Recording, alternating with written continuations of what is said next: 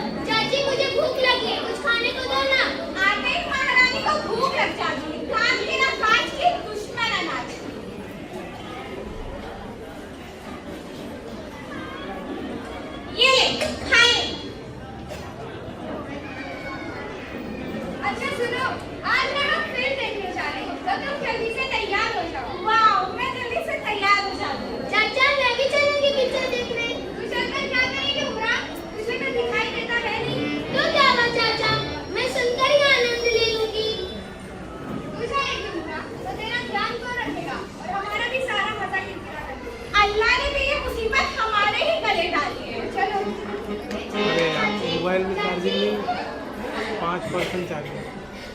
नहीं, मैं किसी का सहारा नहीं लूंगी।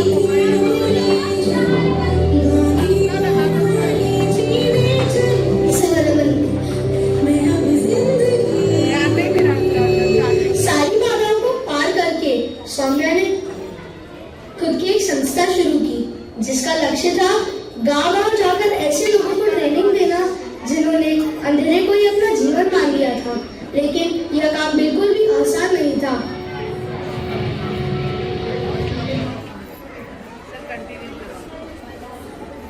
देखते ना कब तक चलता है।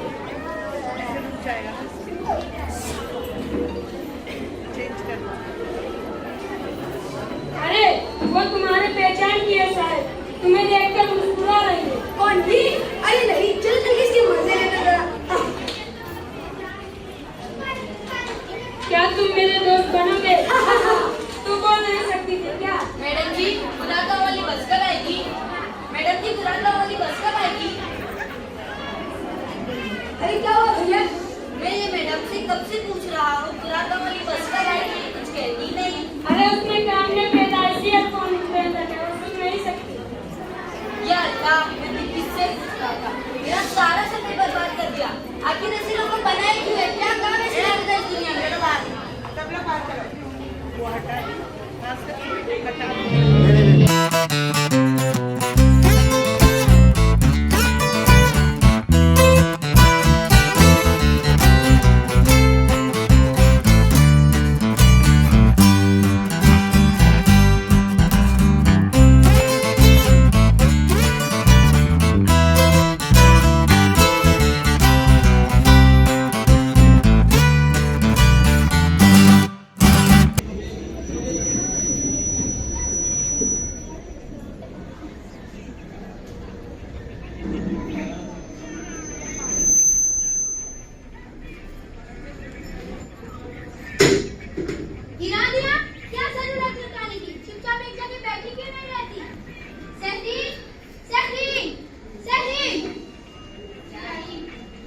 कितनी बार कहा है तुमसे इसे मेरे सामने मत आने दिया करो, आप आने चले थी।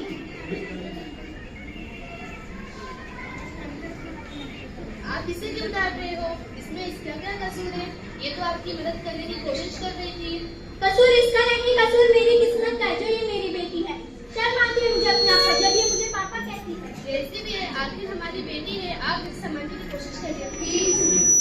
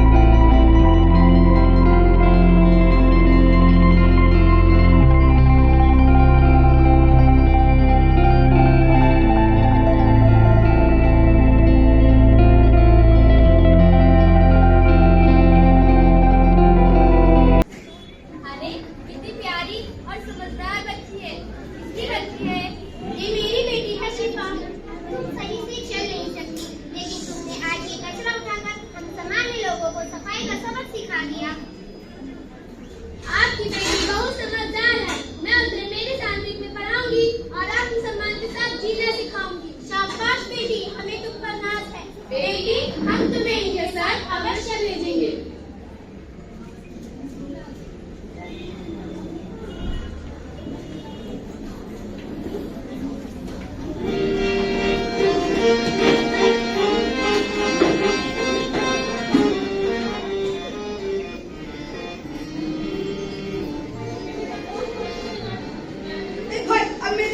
नहीं कर सकता।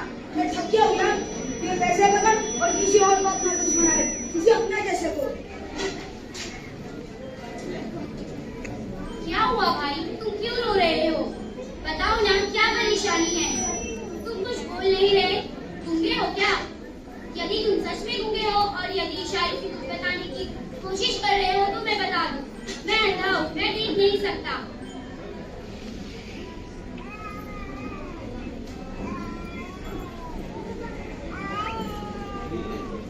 चश्मे वाले भाई साहब, आप देख नहीं सकते और ये नौजवान बोल नहीं सकता।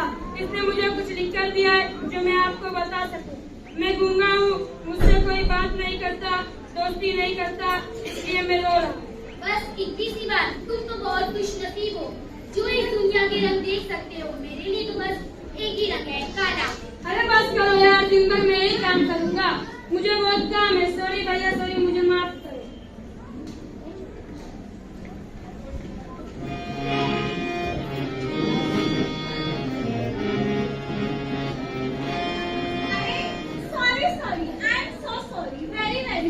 तुम्हें कहीं चोट तो नहीं लगी? तुम कुछ बोल क्यों नहीं रही हो? मुझे कैसे पता चलेगा तुमने मुझे माफ किया कि नहीं किया?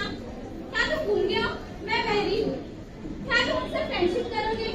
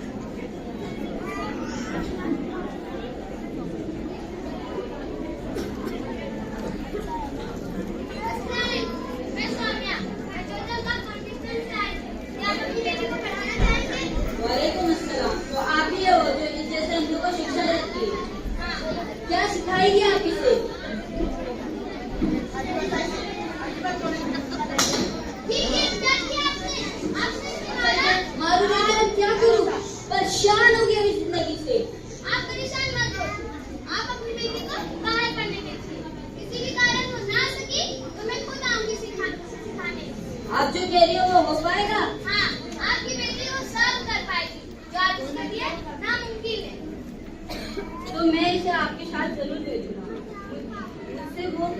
मैं हर वो मदद करूंगा जो आपको जरूरत है।